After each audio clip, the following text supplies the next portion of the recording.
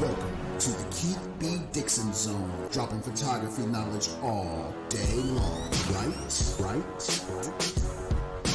Welcome back to another podcast. My name is Keith B. Dixon, the Kilo Bravo Delta Zone. It's official. I have, I don't think there's a word that could describe this guest that I have on today. I'm going to say extraordinary photographer.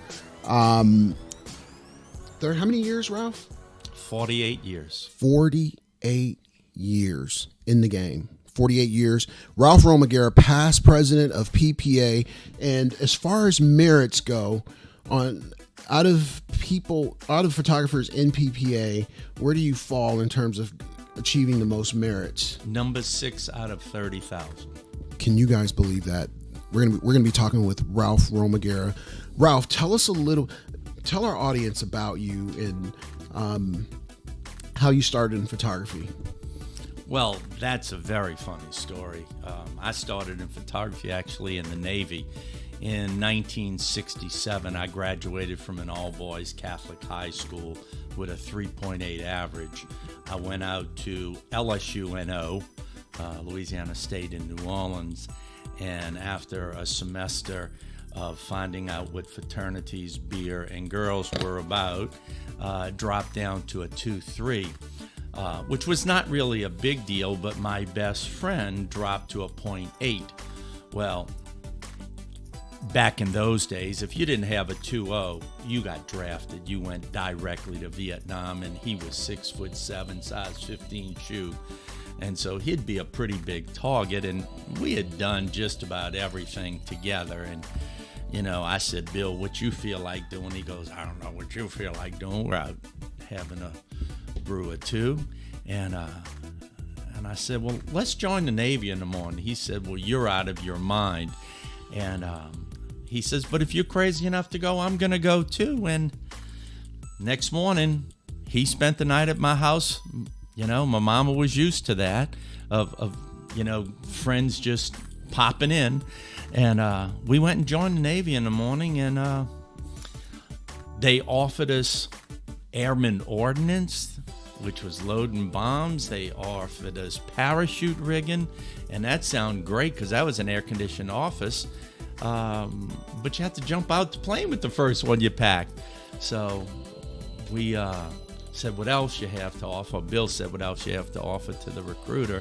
And the guy says, well, the only other thing is photography, but you didn't put that down as one of your interests. And Bill said, wow, I didn't know you had photography. Ralph, tell him about the darkroom at your house. And I didn't know how to load an Instamatic. So off we went to boot camp in Pensacola, Florida for what's called A School.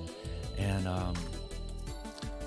next 6 years was more or less reserve training and that kind of stuff, and fell in love with photography and worked at the Times-Picayune, which was New Orleans daily newspaper, and then opened up my own studio, started with weddings, and then from weddings did portraiture, and then got into schools. And that's really where we've made our money, is in school photography. So you're native to New Orleans? I'm about as native as you can get. I was born and raised mid-city New Orleans. This accent, Louisiana has 3 accents. We have the sweet little southern accent from Baton Rouge on up to Shreveport. I told you about the people over to the west. I guarantee that their food, ooh la la, is some spicy and good. The Cajun people. But New Orleans people are called Yats. We say, where yat? We say, who dat? We screw up our D's and T's and A's and R's. And it's more or less a Boston, New Jersey that says y'all. So it's kind of a screwy accent, so I hope your guests can understand me. So, Ralph, how do you... I've been to the studio. It's amazing. Well, thanks. The operation. I'm going to dive into a real deep question. How does it feel to support people in a business? I mean, they're dependent on your product. They're dependent on your jobs there. You've been doing that for a long time. How does that translate? Tell us how that feels. Most people will never have this feeling. They'll never achieve the level of, I like to say progression. They'll never achieve that level of progression that you have. How does that feel? Well, thank you. How does it feel? And people don't have to go the same progression. And, it's just that I really enjoy having a team. I like teams. And I actually have my 2 son-in-laws as well as my 2 sons and 18 other employees. So it makes me feel good, except every second Thursday when I have to do payroll.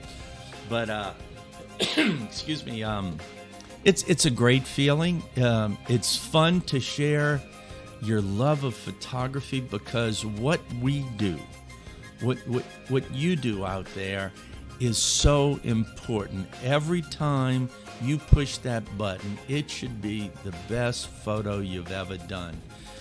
Being in the school business, whether that's shooting team sports or individual little snot-nosed kid on school day, unfortunately, sometimes there's tragedy. And the thing that touched me so many years ago is there was a high school student who she was the president of the class, and she had an asthma attack and died. Wow. And the mama grabbed me at the funeral and said, "You're the only person that has given me my daughter for the rest of my life." What we do is important, and you have to feel, you have to photograph with the passion that picture might be the last picture that person ever has. So that's a deep responsibility on your part, on my part.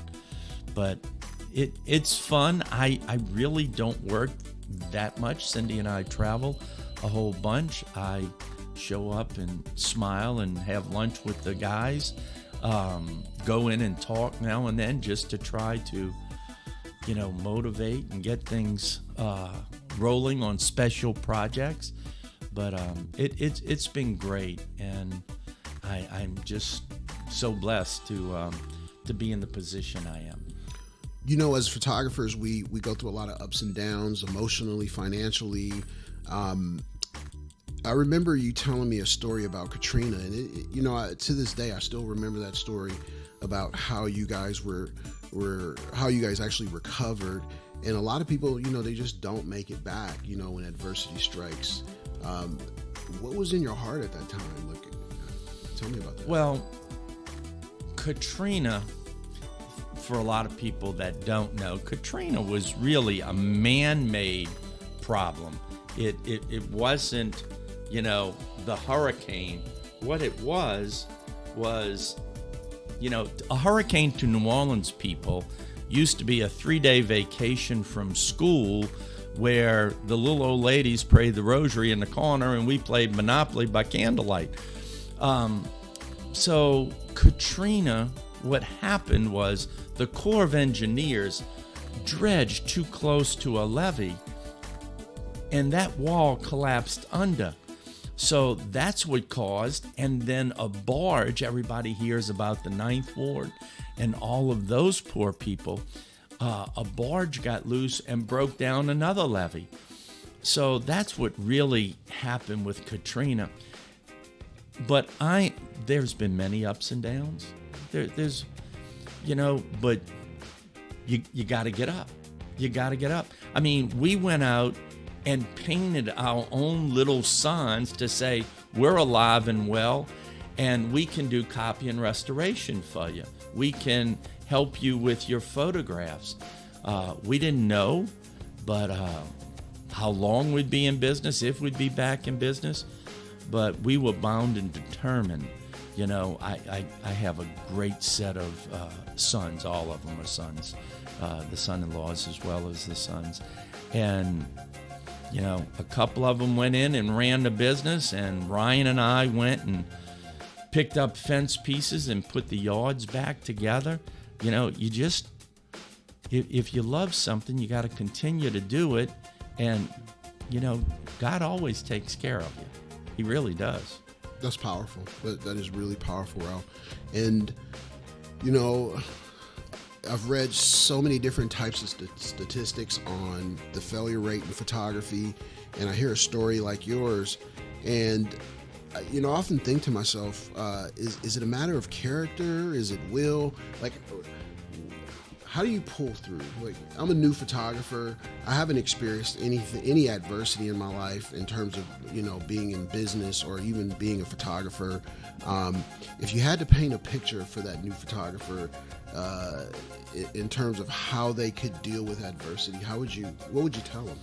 Well, my words to a new photographer would be, don't go directly into business.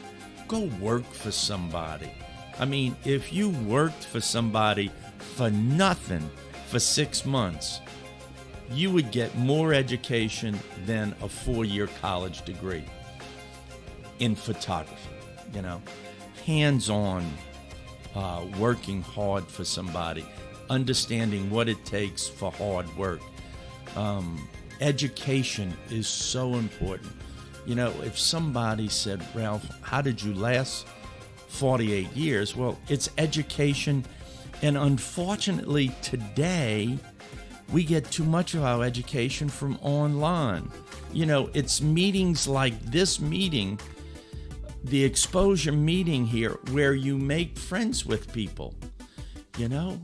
And if you ever go into another city, or you have a question about a certain type of job, you know, you've got to get out and meet people.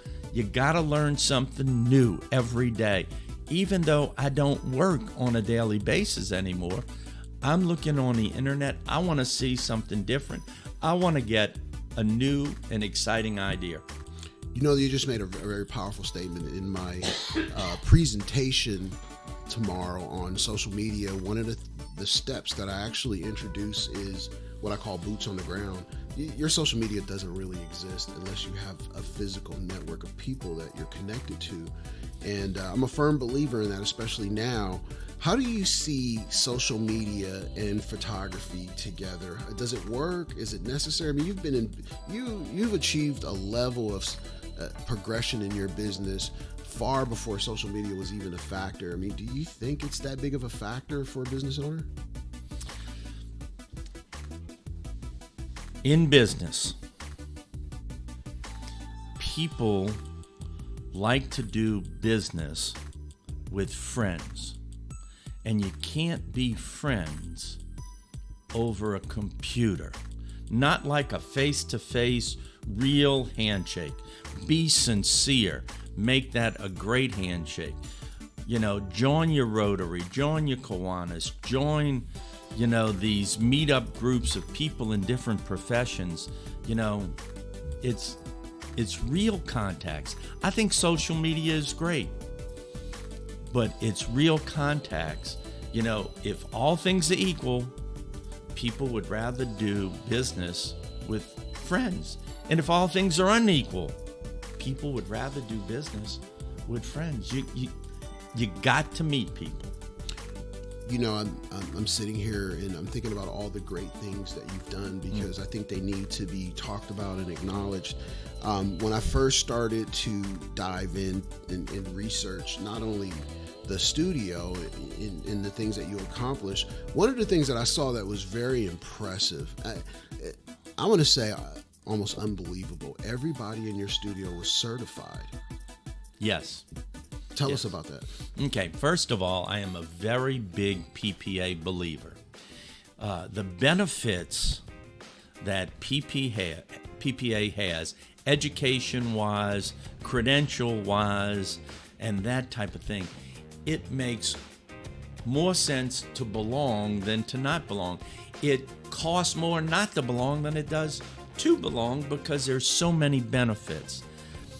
Now, yes, and I'm very glad that I have my master's, my Craftsman. You know, only 110 people have fellowship. Yes, I'm glad for all those things. But the credentials of certified professional photography is real important to me. I am a businessman first. I am in the business of photography, not the photography business. And the difference there is that I sell pictures. I mean, it's nice to take beautiful fine art pictures, and yes, there are some people who make powerful livings in fine art photography, but I make my living off of John Doe's kid, you know? And if I use the word master, you know, general public associates that with a plumber. Yes. But if I use the word certified, they associate that with a CPA.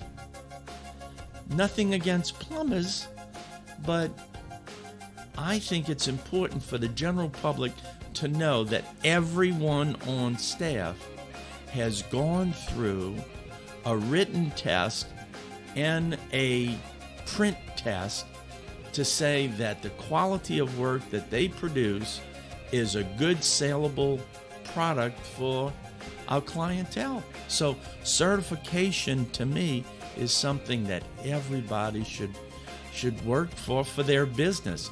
Now, my master's degree, my craftsman's degree, and all of the other degrees, those are challenges. And I like challenges, you know, and I want to hit a certain challenge and then go, okay, I did that. What's next? So those are great. I firmly believe in them. I think people should enter competitions and get their master's degree. But to me, for business-wise, certification is what's important. So what would you, a lot of people are frightened, obviously, of taking an exam. When you think about certification and how you're going to present that to somebody, what's the easiest thing you could say to them about taking on that process? Well, number one, don't be afraid of anything. Don't be scared. You know, you have to study. You gotta push yourself a little bit more. But you know what? PPA has a lot of people that will help you.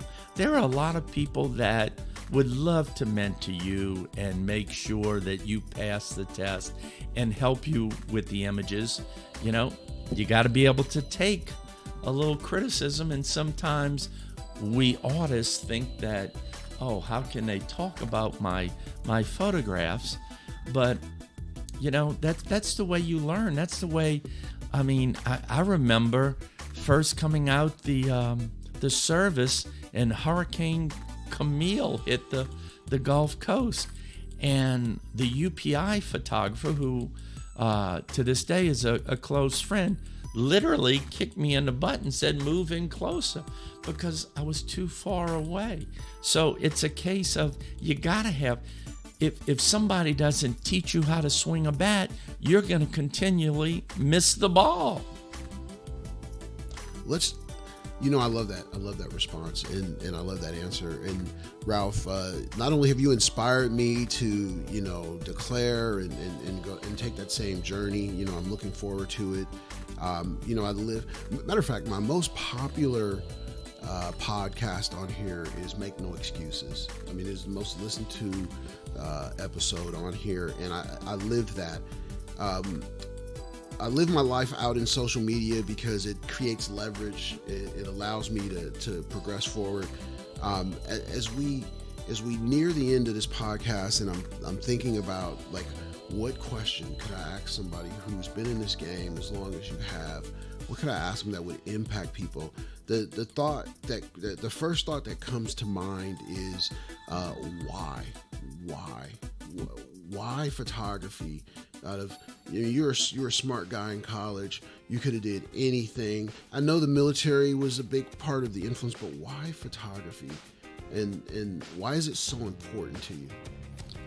Because as a photographer, you can do something no doctor, a lawyer, or anyone else can do.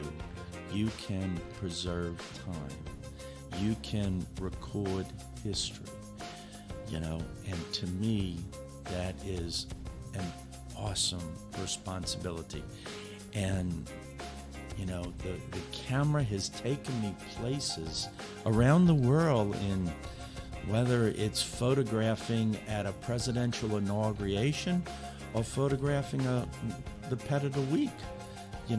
Photography, your photograph is very important to someone, and that's a great feeling when they look at that and seeing people tear up and cry at the image that you've made. So it's so important. I'm so glad that God decided.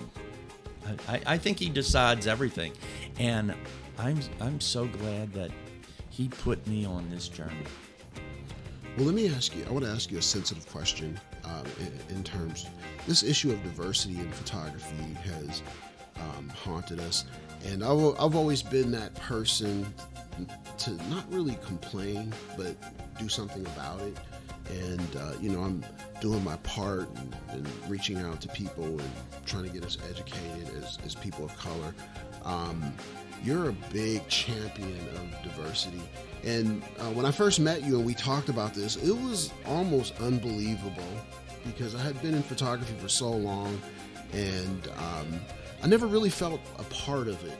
And I'm being totally transparent. I never felt a part of it until I met you, and you really gave me and Sean Lee that hope that, you know what, you guys can do this. Where is that coming from? Where did that drive? Where did that, hey, you have to do this, Keith? Sean, where did that come from? That really came from upbringing, as we would say, home training, that everybody deserves the right for education.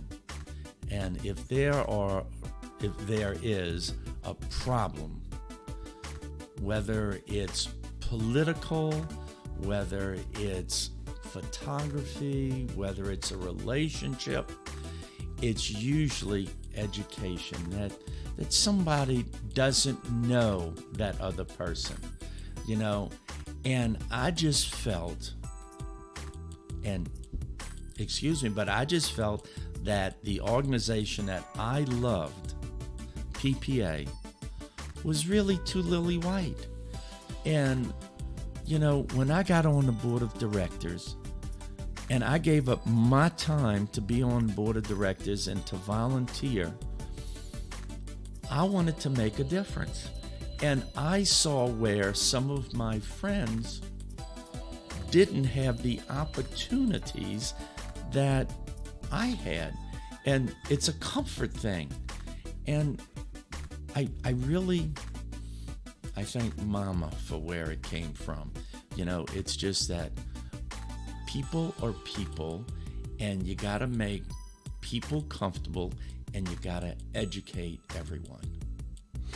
There was when I was in college, I was a communication major, and I studied organizational communication behavior. And one of the things that was drilled into us is 100-year-old organizations don't change. And when you start to implement change, get ready to dig in for years, because that's, unless you fire everybody, that's the only way it's going to happen. PPA is 100 years old or more. More than. And, my love for PPA came from an event, and we were in Atlanta, and one of the board members came up to me, and I had voiced some frustration about the magazine and the lack of diversity in it, and he listened intently and made no excuse, and agreed with me, which really shocked me, and said, I totally agree with you, but the question I want to pose to you is, what are you going to do about it? Yeah. And it really caught me off guard. And then when I met you, everything that he said just echoed. And I want you guys to know, and I want PPA to know, that I really appreciate that. And when I'm tired, when I'm frustrated, when I'm caught up in my own world, I always think about that conversation, and it puts me right back on track with the mission. And Ralph, I want to thank you for that, because the leverage that you guys put on us in this conference and the way it's supposed to be run is very important, because it never lets us forget what we're supposed to be doing. So I want to tell you I appreciate that. You and Cindy, I appreciate you guys. Cindy Romaguera, that's Ralph's wife. I really appreciate you guys. You've done more for us in this short amount of time than you really know. And I think our listeners need to know that having a mentor, people that care about you, people that are not going to let you off the hook, I think is one of the most important elements you need in photography. Who would that person be for you? Wow. I again feel very fortunate that I came up when I did, and there were some great photographers. Unfortunately, most of them are gone to the big dark room in the sky. But there were people like Donald Jack and, Frank Cricchio and Leon Kenema and, the Zeltzmans and Monty Zucker and Dean Collins, who died way too early. But, back to your statement, you can't change anything until you're on the inside. And there were some things that frustrated me in PPA years ago, and I'm going, you know what?